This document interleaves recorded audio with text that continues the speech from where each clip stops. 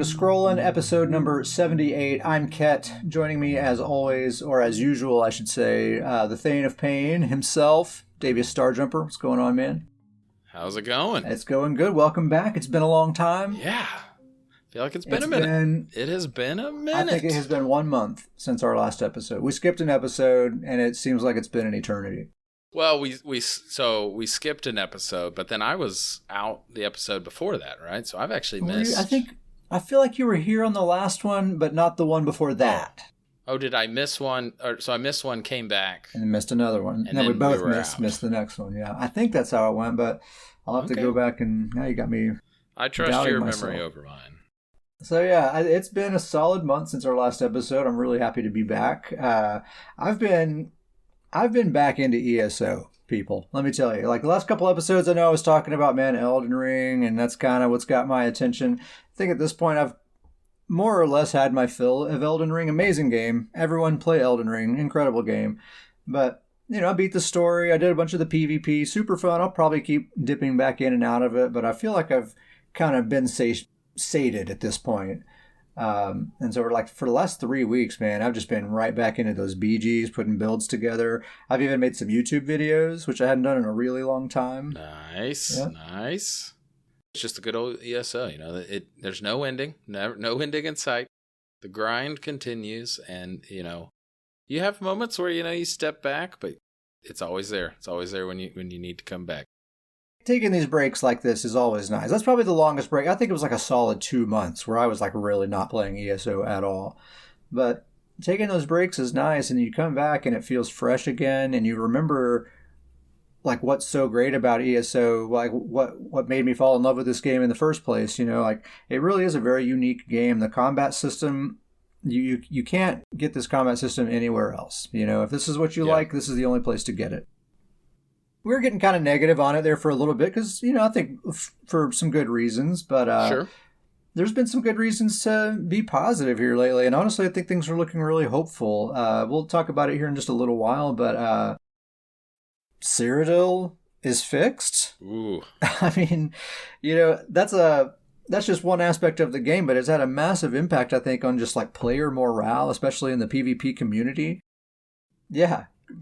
Crimson in the chat is saying, what? With like 1,000 question marks? Yeah, I still can't believe it myself. Like it's been, I think, over a month now, and Cyrodiil is fixed. Yeah, I mean that's been a discussion since I feel like like the early days where it's like if they could just fix this thing. It's been 6 years since Cyrodiil was playable. Seriously, it was. I'm pretty sure the one Tamriel update is what broke Cyrodiil. And it's been since then, since we've had a playable Cyrodiil. Yeah, Crimson, believe it. We'll talk about it a little bit later, but believe it. Let's get into some High Isle talk. So the High Isle chapter, it's live now on PC. Consoles still have another couple of weeks to wait, but on PC, it's here. It has arrived. So I thought we could do a little bit of a High Isle feature roundup, just kind of a recap of all the new stuff that we're getting here, or that we have now, and we logged in a little bit. We've looked around at some things and explored some things, so we'll have some thoughts to share along the way. We dabbled.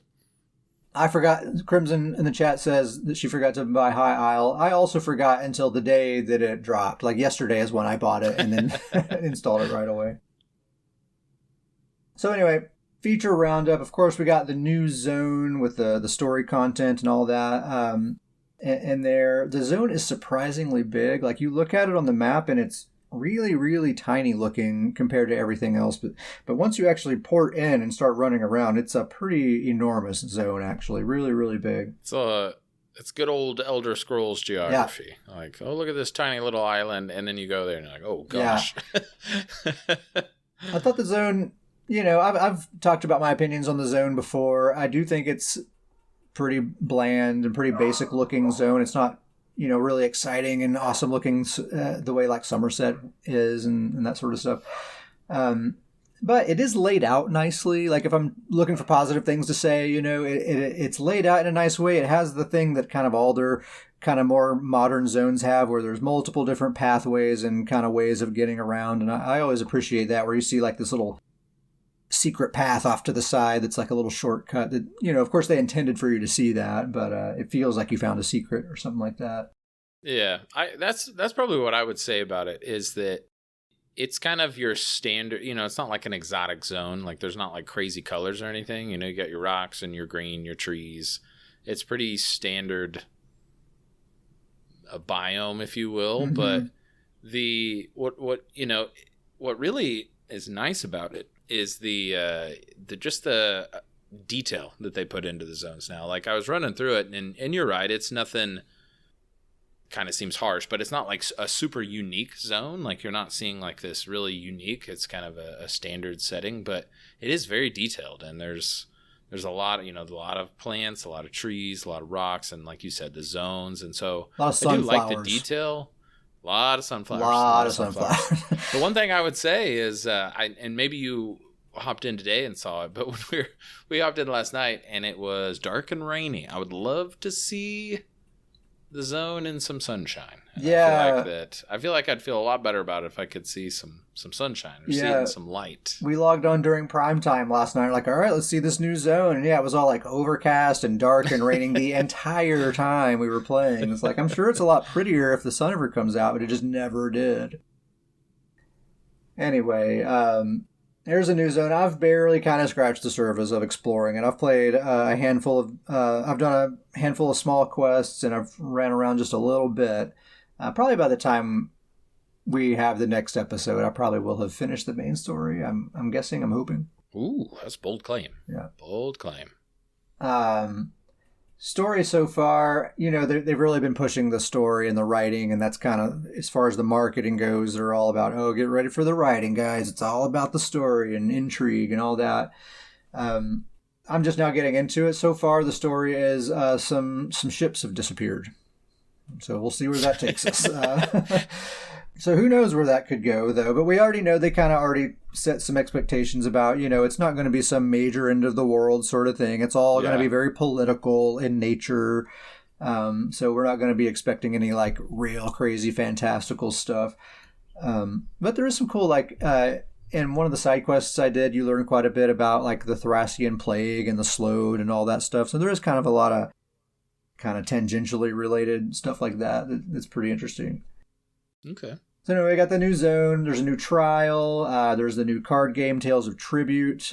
Crimson says she wants to set up a casino with the card game. It's not a bad idea. I bet there will be like tournaments, like guilds will hold tournaments where people win like, $1 million gold. There's definitely a crowd for it. I feel like it's definitely going to hit a certain crowd. Yeah. I haven't played yet, but I definitely in these next couple of days, I'm going to dive in pretty deep, I think. You're going to have to teach me how to play, because one of the things I did earlier today is I got in there and I did unlock the card game. I got some decks. I went to the NPC that you have to talk to get into it. And there is a tutorial that you play with an NPC that's supposed to teach you how to play the game. But man, I was paying close attention and I still have no idea how to play this card game. I didn't think it was a very good tutorial at all. And it's very in-depth. It's something I've been reading on the forums and stuff, is kind of a common complaint of people is like it's too complex to be like a little mini game that you put into this other game. Kind of echoing what you were saying before, Davies, about it's like this whole game in and of itself that takes you completely out of ESO. And what a lot of people have been saying is like, man, this is just kind of something I want to do with my friend while we're waiting for a world boss to respawn or something. But the games take way too long for that. Like the world boss will respawn like 3 times before you're done, Yeah, that's kind of the crazy part. And and I mentioned that before, I won't go back into it, but it is not this, it's not really, it's marketed as kind of this side game, but it really is a game inside a game. It's not necessarily a side game. Like the people that are really going to love this card game, they're going to log into ESO to play this card game. Yeah, exactly. I think they overdid it. I mean, it's neat that they put those kinds of resources and time and effort into it. It's they're giving us our money's worth. I guess you can look at it that way. But it's too much. They overdid it. They should have made it way simpler than it is, I think. I would just say that this is my glass half full on it. Is that it clearly took a lot of resources and a lot of time to make, but it's made now, and I feel like that they can add to it. They can add new decks with later expansions and things like that pretty easily because the foundation's built. And so it's in the game now. Like, it's not going to go anywhere. And so, I look at kind of this time as this was the time that they had to spend a lot of time and resources to make it. But going forward, it's always going to be there. Mm-hmm. And so when they add, when those resources and time gets devoted to other things going forward, it might be kind of nice that this is still there. Yeah, and I'm sure they'll continue to tweak it, and maybe we'll end up at a place where matches do go a little quicker and that sort of stuff. I can already see there's plenty of ways they could adjust things to make matches go quicker and things like that. I could honestly see the card game having like its own balance team down the road. Yeah, I can totally see it. I mean, it seems like it's something they're taking fairly seriously. There's a whole ranked mode and all of that. Yeah. Yep. There are also 2 new companions.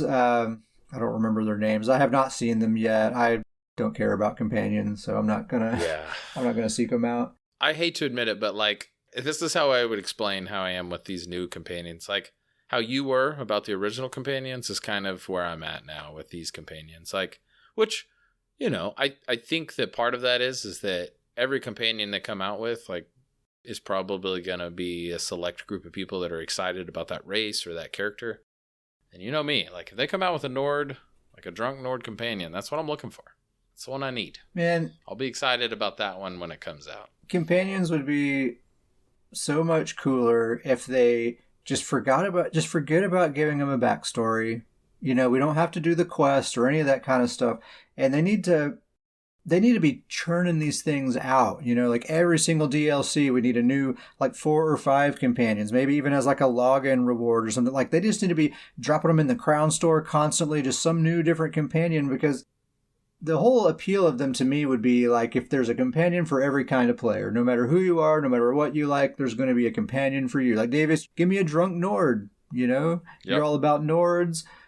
And they could simplify it greatly. Like I said, we don't have to have a whole quest where we learn all about them and everything else. Just give them a personality, have a little paragraph to read that lets you know kind of what they're all about, and then they're just your buddy that follows you around, and that's it. That's all it needs to be. Well, and even if they want to do the whole backstory, I feel like I wish they would have approached it differently. Like, like you said, release a bunch of companions out there so everybody can kind of find one that they like.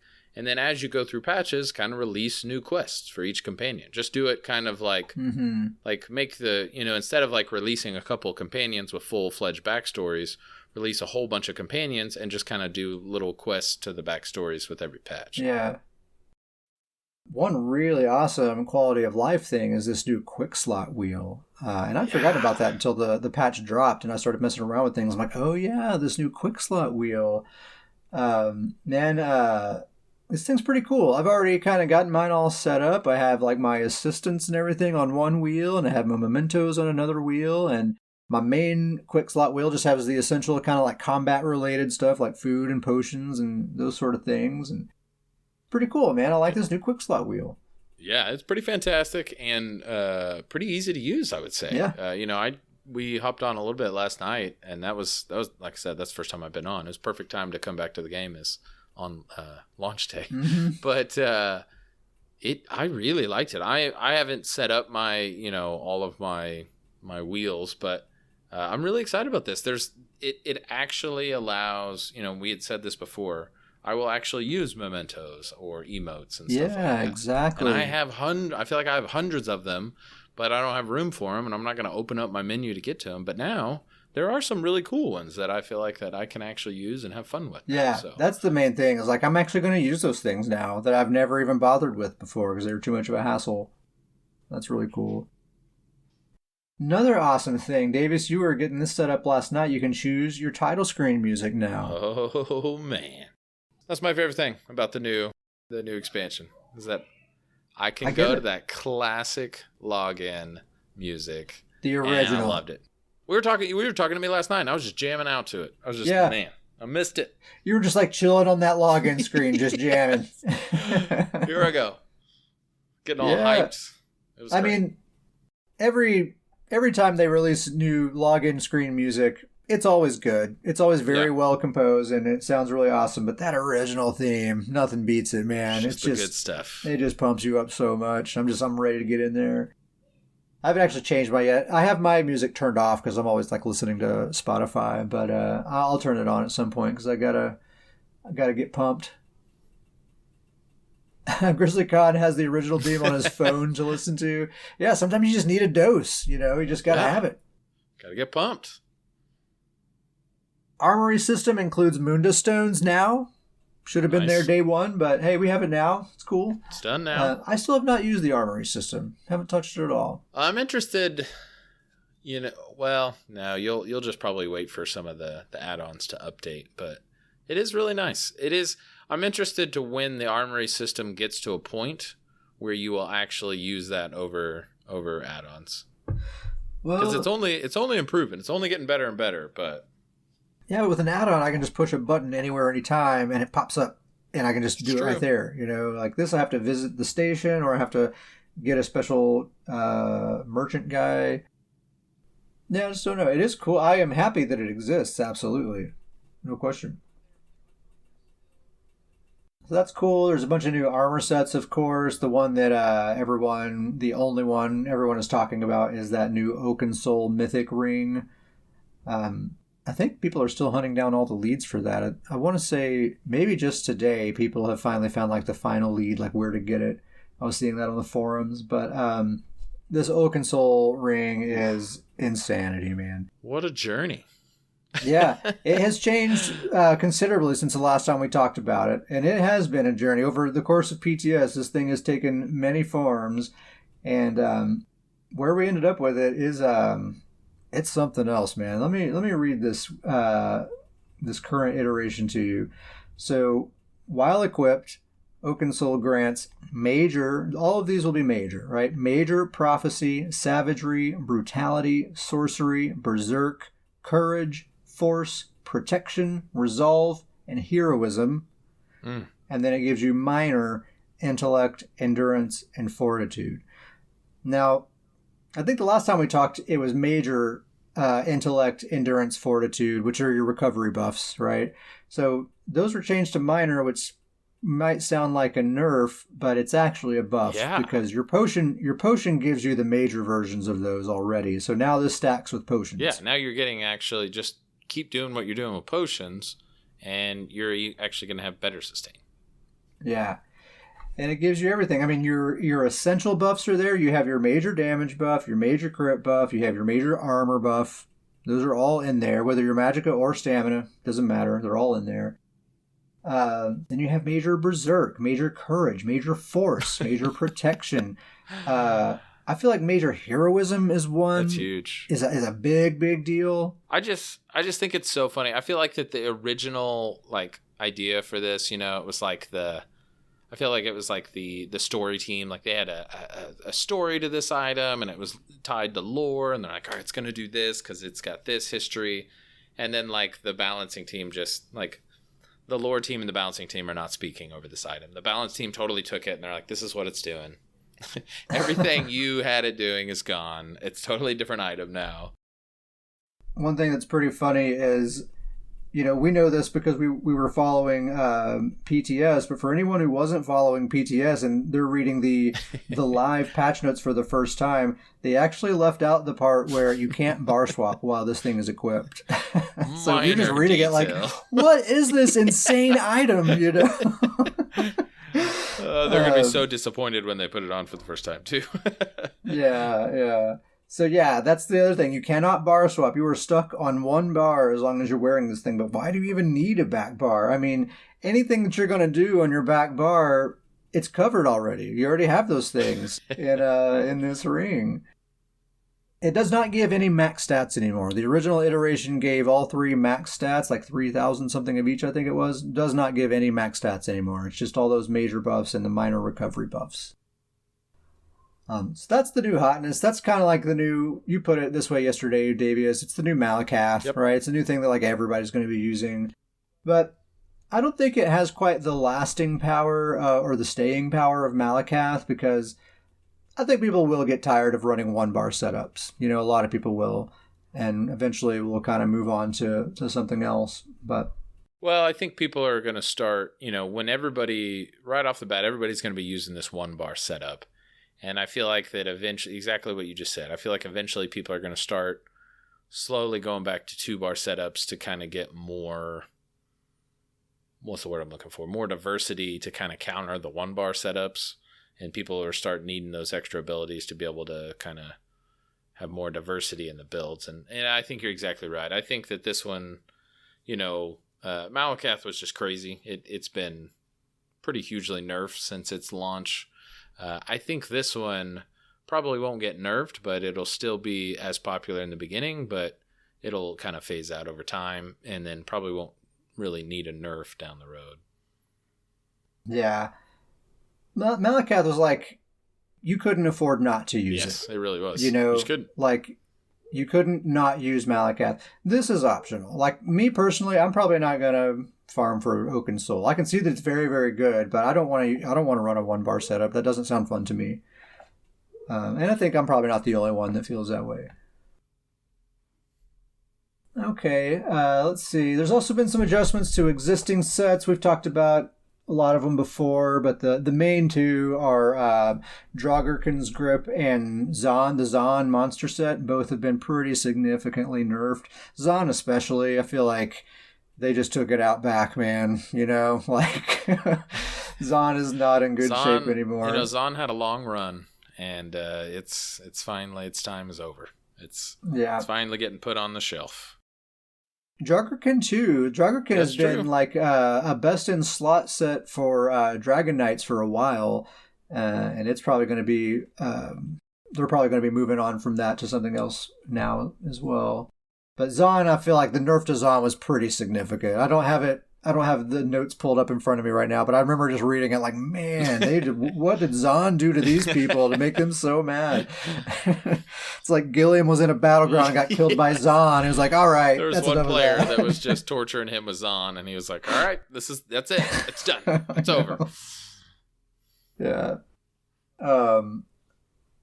There's some combat adjustments. We're not going to rehash them all again, but most notably, Dragon Knights are being nerfed. Magicka Dragon Knights specifically, I think, are getting the biggest part of it. But Stam DK some too. The combustion passive got nerfed quite a bit. I think it procs every 3 seconds instead of every 0.5 seconds. So that's just a major sustain nerf, basically. Engulfing Flames that debuffs targets and makes them take 10% additional flame damage. It's now just 6% additional flame damage. Burning Embers now heals for half the amount of damage done instead of 100% of the damage done. And Coagulating Blood has a big cost increase. So all around, some pretty significant nerfs to Dragon Knights, which I think, I'm not mad about it. Dragon Knights have been pretty strong for long enough. I think they've needed to be taken down a peg or two. I've got to play with old Lord of Nords to see how it feels, but I mean, he's a Stam DK, so the main thing with him is just I'll just have to see where his sustain's at, but I think he'll probably end up being okay. Yeah, that sustain's going to take a little bit of a hit, but I don't think Dragon Knights are going to be bad by any means. I think especially Stam DKs are probably going to be fine. It's interesting that Mag DKs kind of got the biggest hit because I feel like that, I don't know. I mean, I guess, with the hybrid world that we're in now, but I feel like the Stam DKs have been kind of more aggressive than Mag DKs. Yeah, we do a lot of Battlegrounds. I know, like, when it comes to duels, Mag DKs have been, like, number one. Them and Templars have been contending for number one for several months. Stam Sorks are looking really good. They can use Crystal Frags now, or even if they stick with the Crystal Weapon Morph, that got buffed pretty significantly as well. And Overload restores stamina as well as Magicka instead of just Magicka. So, and Stam Sorks already have been looking really, really nice since the last patch. And a lot of people, like if you read the forums and stuff, a lot of people are predicting a strongly Stam Sork dominated meta this patch. It seems like Stam Sorks and Magicka Templars are the two to be kind of looking out for this patch. Yep. Templars did get that bubble nerf, but it's kind of questionable if you can even call it a nerf actually because of how they adjusted it. Still a very good ability. It just doesn't heal for as much. But I mean, you remember before the bubble even worked like that, Templars were like not killable. You know what I mean? Like, it doesn't really matter. Templars are still super strong. Yeah. They've just got the best. I mean, they've got some of the best built-in heals. Crimson's asking if there have been any Stamcrow buffs. I don't think so. I don't think any significant changes were made to Stamcrow this patch, either nerfs or buffs. Yeah, I don't know if I'd say specific like stamina necromancer buffs, but their tethers I feel like became a lot better. And so that's true. And they're zero cost abilities, so I feel like that, stamina and Magicka use them, but I do feel like those have become a lot better abilities. That's true. The tether abilities, they basically give you like better sustain now. Like the sustain, and both of them give you a sustain buff, whether you're Magicka or stamina. So that's pretty nice. But I think Stamcrows are in a pretty good spot. Yeah. Really. I've been playing a BowCro lately that I'll talk about a little bit later, but it's been in fantastic shape. And you think about this hybridization meta that we're in now, basically all stamina builds have access to these amazing Magicka abilities. So like my Stamcrow has been using the Spirit Guardian, which he's always used that, but it heals for a lot now. And I'm using the Resistant Flesh, like the class burst heal, and it's stronger than it is on my Magcrow, actually, on my Stamcrow. No specific buffs or no real significant buffs to Stamcrows this patch, but as of last patch, Stamcrows are doing really, really well because they have so much better survivability, and they were already really hard to kill anyway. That's the truth. But yeah, they're doing great. They're doing really great. I strongly recommend playing a BowCro. Super fun. I'll talk about that a little while later. So let's get into this Cyrodiil situation. That's all we have to really say about, the High Isle feature roundup is what I called that segment there. We got some good stuff. Not super stoked on the content, to be honest. I'm just not. But aside from that, I am feeling very hopeful and positive about the game in general. Yeah. And we were talking about this before, like amongst the PvP community, it's almost like the content releases don't really matter. Like we love this combat system so much that if the game works, we're happy. Yeah. That's all we really want is for the game to work so we can engage with this combat system that we love so much. And the game's been working pretty good, and because of this Cyrodiil situation, like we were talking about earlier, it's fixed. It's maybe still not perfect. People are still kind of finding some issues here and there, but it's way, way better than it's ever been for the past 6 years at least. And so that's bringing players back in, people who kind of gave up on the game a while ago. They're back. You're seeing these names again. And it's had this really positive effect on the PvP community, and it's had an impact on Battlegrounds as too. As people come here because they heard Cyrodiil is working well now, and then while they're here, like, hey, let's check out some Battlegrounds, and you see these people there as well. In like PvP guilds and stuff like that, spirits are high right now, despite the fact that no one's really interested in this expansion. It's plain and simple. They're just not, but spirits are high nonetheless. That's good. So what's going on with Cyrodiil? This is actually pretty funny. So maybe like a month or maybe a little more than a month ago, studio director Matt Furor put up a forum post on the official forums giving everyone a heads up that they're going to be replacing some server hardware. And, just saying this is something they've been planning for a while and it's finally time to do it. It's just kind of a routine maintenance sort of thing. I think like some warranties are expiring on some of this hardware, and so it's just time to replace the hardware. And he made a point in that post to tell everyone, don't expect this to impact performance. This will not impact performance, right? This is just a routine maintenance kind of thing that we have to do. Well, guess what? It majorly impacted performance. I said this last night. It's kind of I was thinking like, you underpromise and overdeliver, but it's like they usually that always ends up well, but it's like they so underpromised and so overdelivered that it almost pushed it into the fact that it's like, they know what's going on over there? Like, do they know? Yeah, it's a little too much. Really, it was a little too much under promise, over deliver.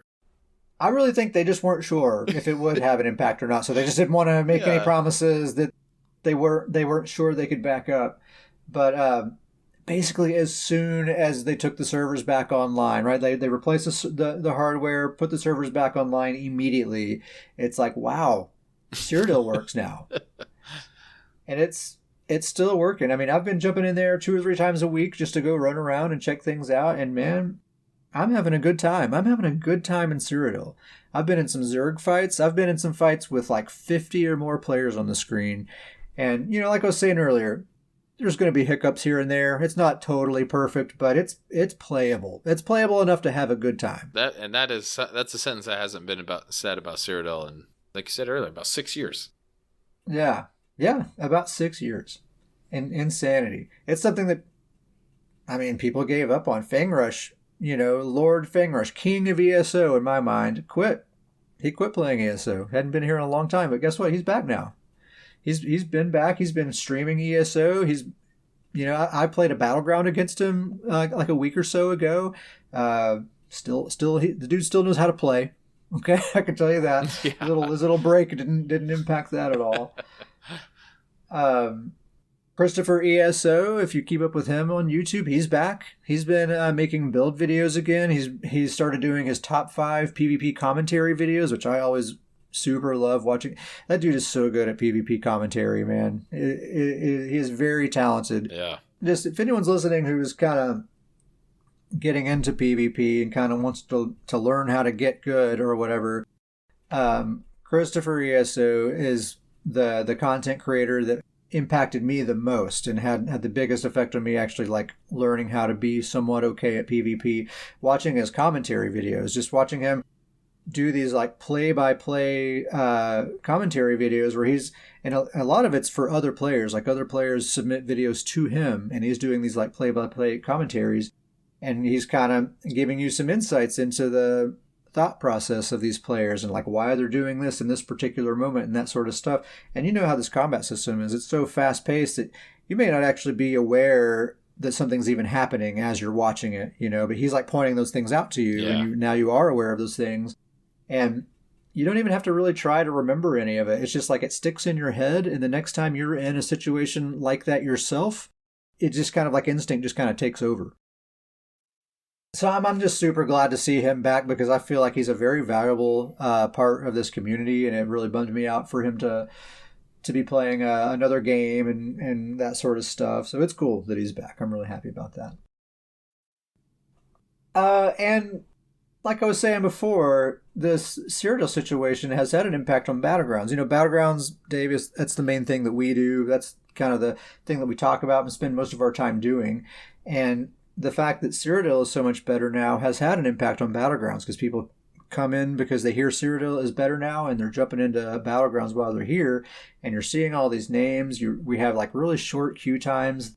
The matches are nice and competitive, they're pretty well balanced because the queue has enough players to work with to kind of match people up in a good way. That is incredibly important for Battlegrounds, is when you get those good players back, because it kind of balances out. Like when you get all those good players back, then the really good players and BGs go against the really good players. Whereas when like all these players were leaving, we were hopping into matches and we were either like, it was either us getting curb stomped or we were winning, like, and the other team wasn't scoring a point. It was just, it almost seemed like very the imbalanced matches.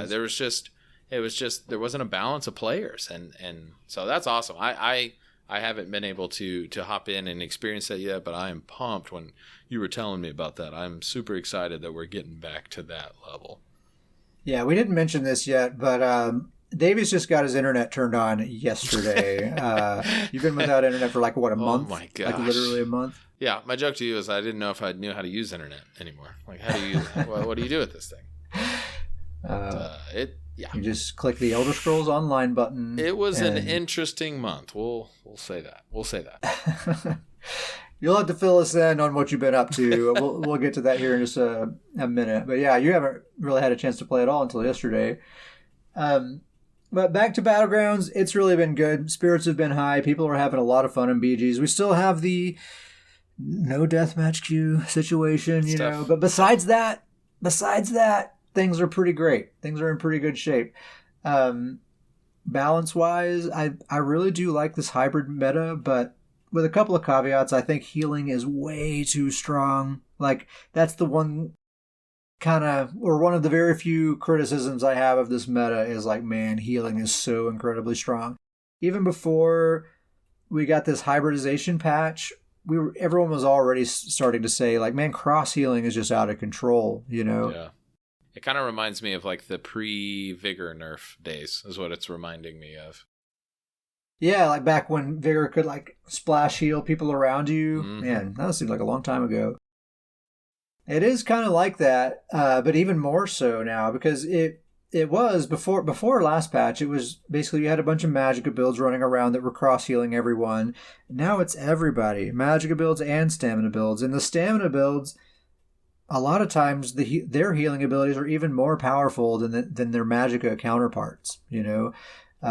So everybody is just throwing around these cross heals to everyone else, even if they're not actually a healer. You know, like my Stamcrow, for example, I'm toting around the Spirit Guardian.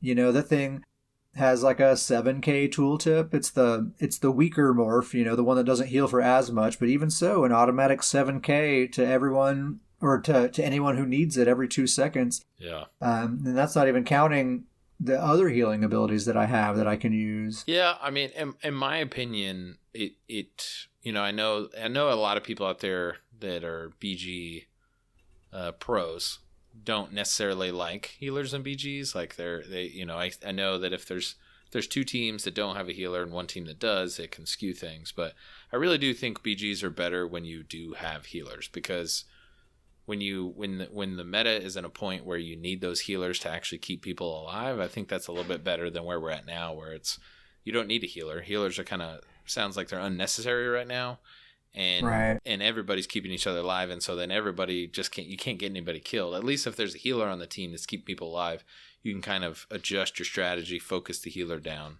But if everybody's keeping everybody alive, you can't really do that. Yeah, my suggestion, if there's any ZOS developers listening, I know you guys listen, I think what I would like to see would be for healing abilities to work like healing proc sets, so that they only scale off of your max stats and not your offensive stats. So I think that would reduce the potency of cross healing in general, and it would also make dedicated healers a lot more desirable as well. Because, like, if you're offensively spec'd, like, your main goal as a build is to get kills, then you're probably not going to be stacking your max stats all that high. So you can still use those healing abilities and get something out of them, but they're not going to be nearly as strong as they would be on a dedicated healer that has, like, 40k max Magicka or whatever, you know. I think that's the way to do it. They're already part way there. They did it with proc sets, so just go ahead and do it with the abilities, too. And it's might be largely problem solved. That might not be the only thing that needs to happen, but it would be a nice step in that direction. But I am kind of mixed minds about it, because I do really like the fact that my stamina builds can kind of do it all. Like old Betsy, my Stamplar, she's everything I've ever wanted her to be now. You know, she's just like perfection, because she has that support, as well as the same kind of stamina playstyle that she's always had. And I love that character more than I ever have. But despite that, I feel like it needs to be toned down a bit. Betsy needs to be nerfed. Sorry to say it. You hate to say it, but hate to say it. So that kind of brings me to this topic of hybridization. Like, let's just check in on how this hybridization meta is feeling. Davis, I know you haven't really gotten to experience it too terribly much, but I can at least share my thoughts. The result for me is kind of like what I was just saying. Like, my stamina characters are awesome. Like, they're the best they've ever been. Everything I've ever wanted them to be. They can do any and everything. But my Magicka characters are just kind of, nothing's really changed for them. You know, like, technically they have access to these stamina abilities, but I'm not going to use them. Yeah. And so the result has been, like, I just want to play with my stamina characters all the time, and my Magicka characters, aside from healers, like my Magcrow and my Magden are both healers, and those are the only two Magicka characters I've really been playing with at all. It's kind of flip-flopped. Like, You remember I was talking a few episodes ago about how, like, well, if I want to log in with my Stamplar, it's kind of hard to justify that when I have my Magplar that can do everything my Stamplar can do, plus all this great team support. Yeah. And now that's kind of reversed, where it's like, well, why would I log in with my Magplar when I enjoy playing with my Stamplar so much more, and they have basically the same support capabilities now? That's what I was going to say too. Is that we've talked about we've preached time and time again that Magicka characters and BGs are the hybrid. They heal, they support, and deal damage. Well, now in this hybrid world we live in, that's exactly what a stamina character can do, and so. I think there's a little bit of a identity crisis for Magicka characters right now, at least in a PvP sense. Yeah, it kind of leaves me wondering, like, what is the future of my Magicka characters? Are they all just going to be turned into healers, or am I going to do something else with them? I really don't know. A bunch of PvE characters. Yeah, so we'll see. But I do like the hybridization. I think at the end of it all, I'm happy that this is where the meta has ended up, and we have all this flexibility, rather than having to say, like, well, I want to log in with this character to do these things, or this character to do these things.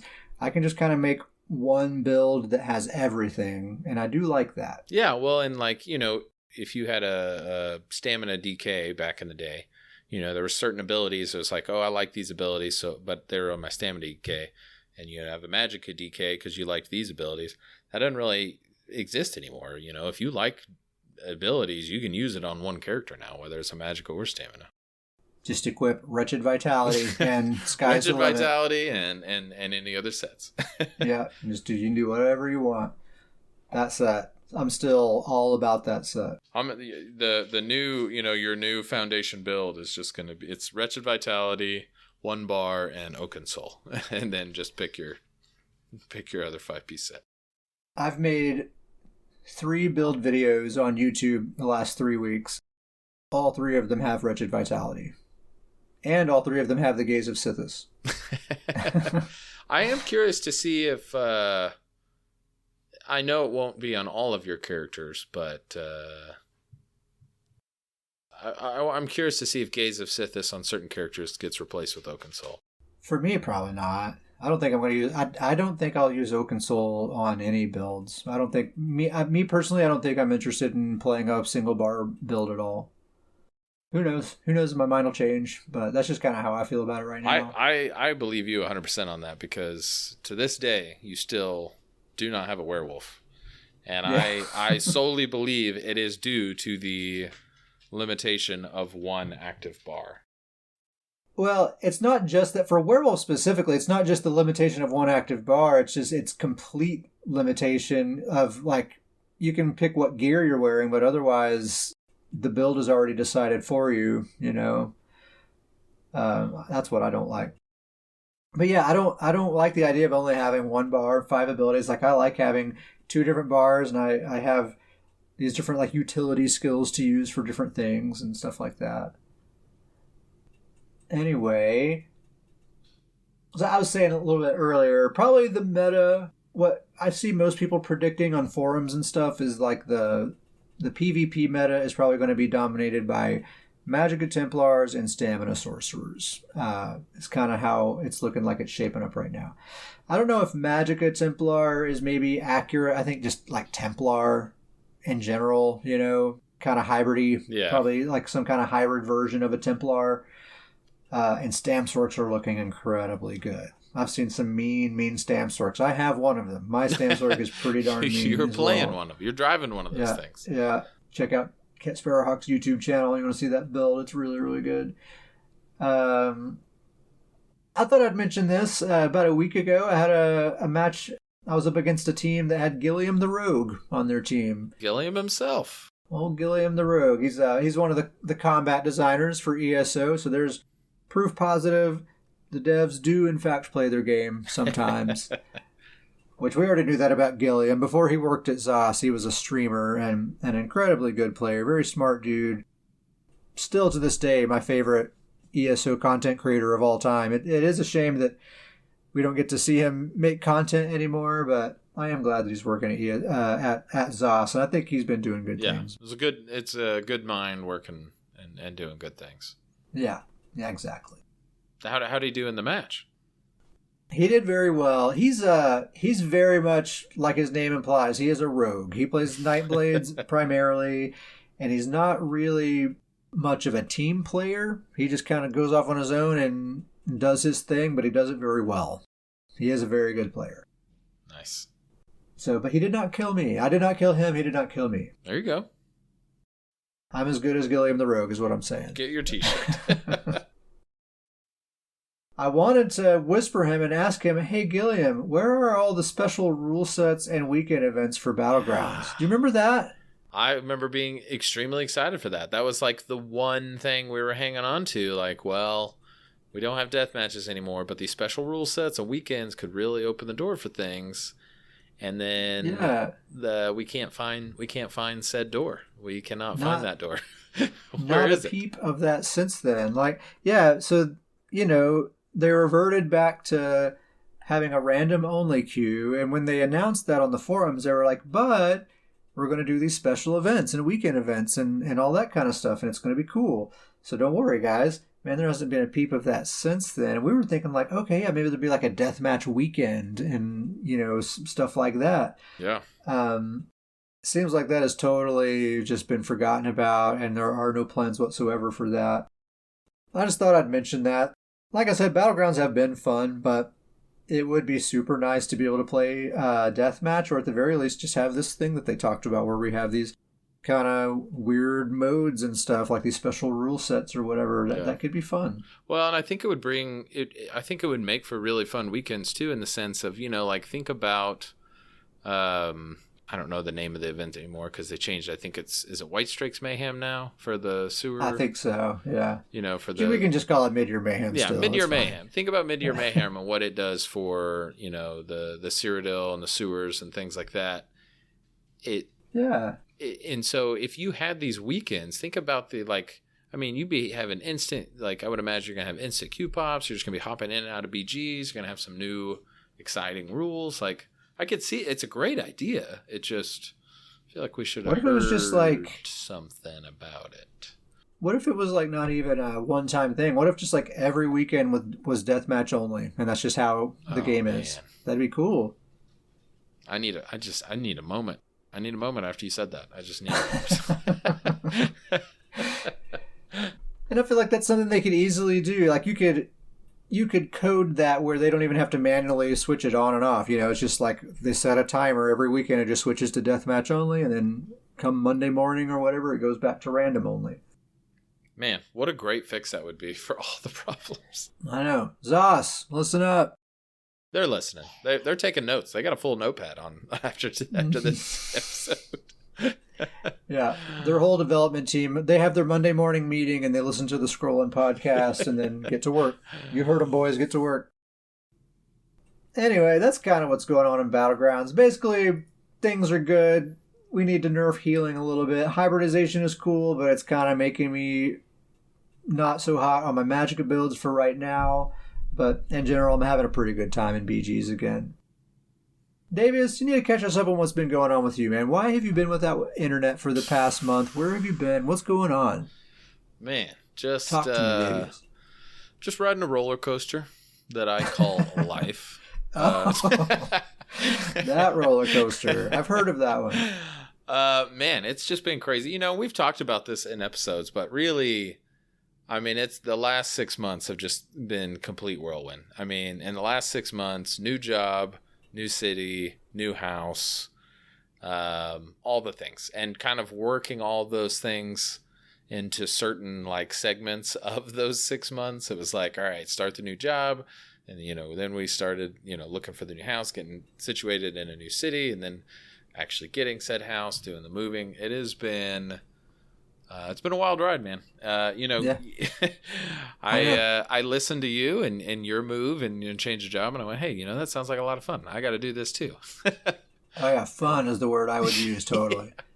It's pretty crazy. I was thinking about this. This is the first time that I've ever lived in a different city than the city I was born and raised in. I've only lived in, I'm officially lived in 2 cities in my entire life now. Wow. Pretty well traveled, I would say. It's been a pretty positive change, though, hasn't it? Absolutely. I honestly couldn't be happier. Me and the family couldn't be happier with the new setup. You know me well enough to know that I'm literally kind of living out a dream scenario. Yeah. And so you were telling me all about it last night, and we'll spare listeners the details so that you don't get stalked or whatever. But you just have such a perfect setup now, dude. Like, you're just like living the dream. It's so cool. It is. It's stress levels way down, peacefulness way up. It is. Things are good. It is. It's going really well. Couldn't be happier. Basically, dream job, dream house, dream life. Like dream city. Hey, are you like looking to adopt any kids or anything? Or I think I'm older than you, but I can still I can call you dad. Yeah, we can make it work. We can make that. Totally can make it happen. No, it's been awesome. Couldn't be happier with it. Having to pinch myself a couple times a day as I go through the day, but it's been fantastic. And internet fully up and running as of yesterday. Fiber.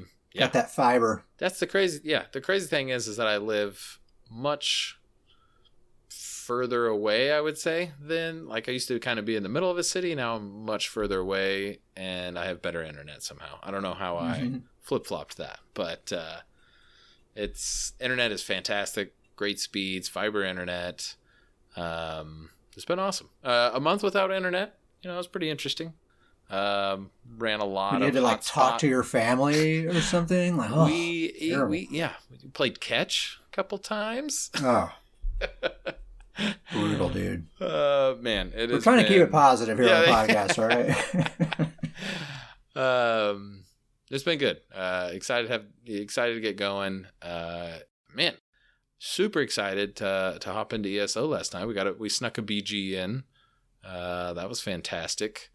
We did. I thought it was great. You were talking like, all right, I'm going to be pretty rusty. Keep your hopes down. And you did really well. You had a really good match. It went pretty well. It was a good match.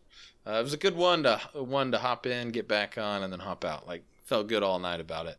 But yeah, the new setup it's great. I even, in celebration of the new setup, you'll be excited about this. Went ahead and ordered my second monitor display. Gonna be running the 2 displays now.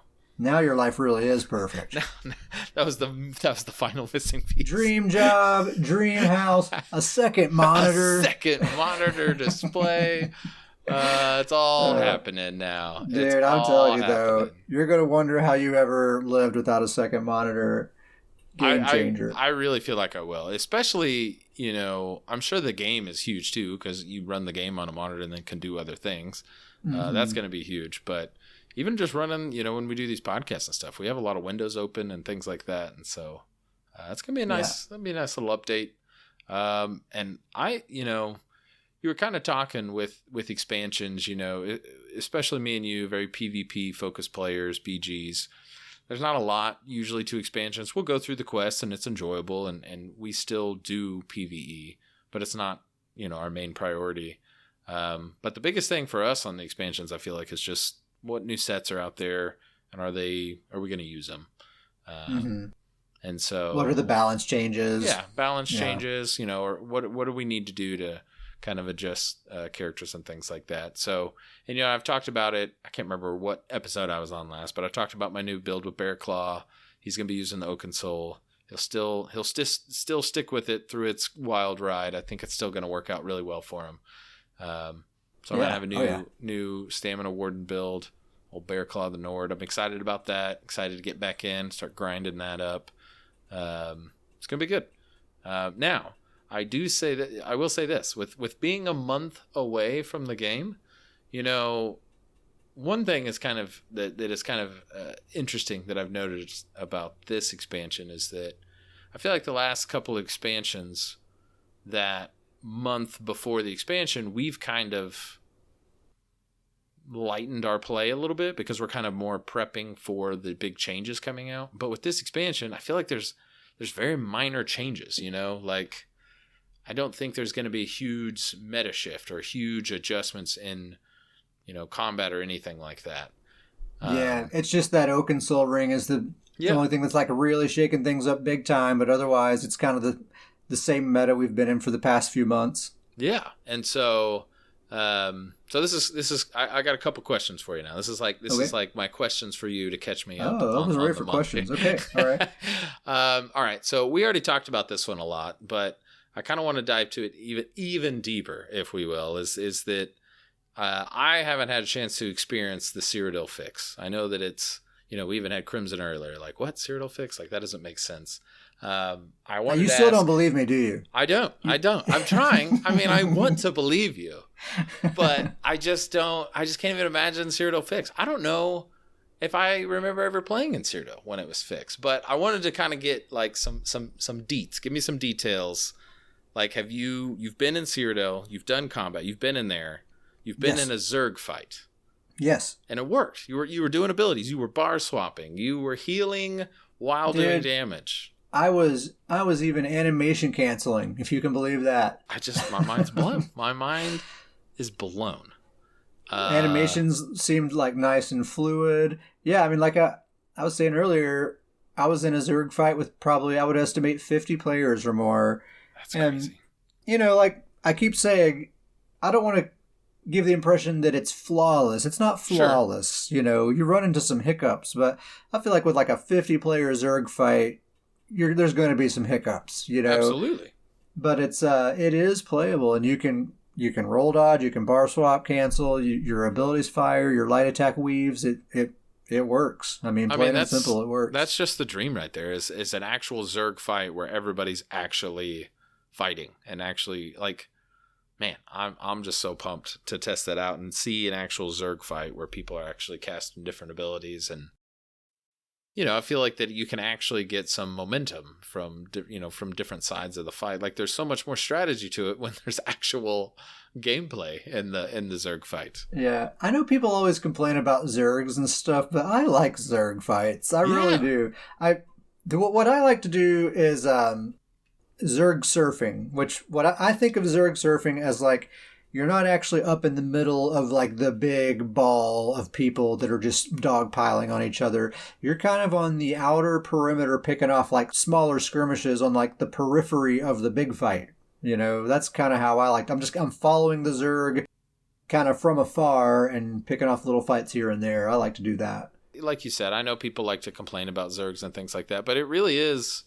I mean, it's one of the things that makes this game so cool is that it's an actual PvP war going on. Like, when you come up on two Zergs going at it and over a keep or something like that, and you just look at a distance, I mean, there's siege flying everywhere, and there's people fighting and dying and jumping off tower. I mean, it's pretty awesome to just see the fight. I mean, it takes a while, and sometimes there are grind and things like that, but you know, some of the best Cyrodiil stories we have are from massive Zergs just running right into each other, and these crazy fights that ensue, and momentum, you know, going back and forth and things like that. So, yeah, and it's fun, and it makes the horse simulator, element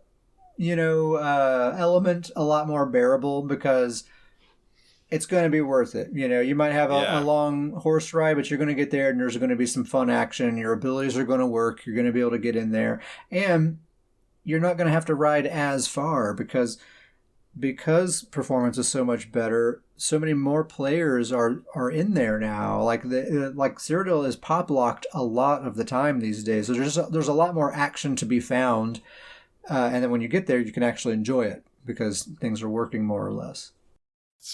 That's wild. I don't mean to say I don't believe you, but I'm just gonna have to see this to believe it. But I am so excited. Like.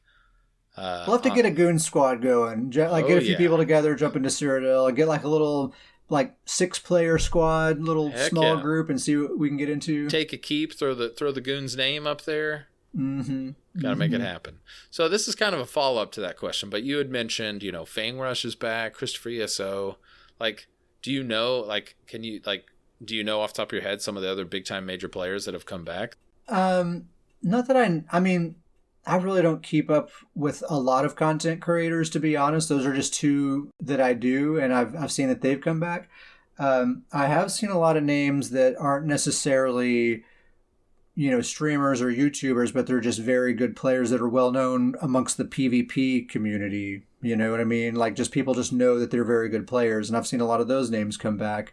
That's I don't awesome. want to. I don't want to say their names Sure, on the yeah, podcast, but All right. So I got my final question for you. okay.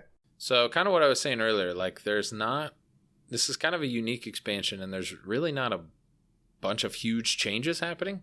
Mm-hmm. The meta is probably, we can assume, is going to be pretty much the same, except for Oakensoul kind of diving in. But my question to you is that are you just going status quo with your builds, or do you have certain characters that you know that you're going to adjust the builds or change the builds around? Basically, I'm going through all of my stamina characters and putting Wretched Vitality on them. That's not this expansion. Yeah. No, there's nothing. I don't think there's anything specific to this update that is changing anything about my build plans. It's all from the last update when all the hybridization was implemented. I'm kind of still operating on that. Old Betsy and Wretched Vitality is all you need in ESO. That's all you need. Honestly, seriously, man. Betsy, my Stamplar with Wretched Vitality is perfection. It is a perfect build. I love it. And my BowCro, too, is not too far behind. He's actually a very similar kind of toolkit that he has. He's using Wretched Vitality as well. And he's basically kind of like a ranged version of my Stamplar, right? Like, he has a similar kind of like contribution to the team, a similar kind of healing toolkit.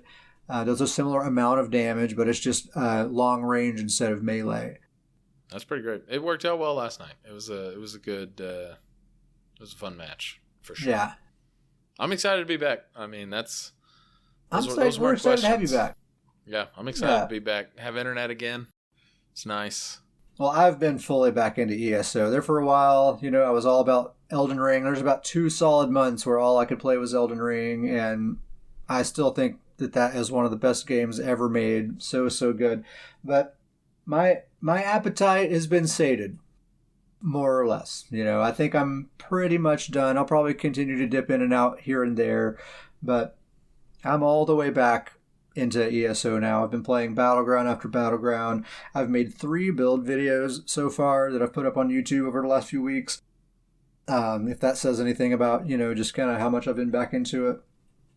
I've been kind of dusting off a bunch of my old characters, just trying to see how things are feeling, who I'm kind of vibing with right now. I've played with my Magblade, my MagDK, my Magden, my MagCro, Stamcrow is the one I've kind of landed on lately that I've really been all about. And I've already made his video, I've posted it and everything, but I'm still just like, I just want to keep playing with this dude, it's just been a lot of fun.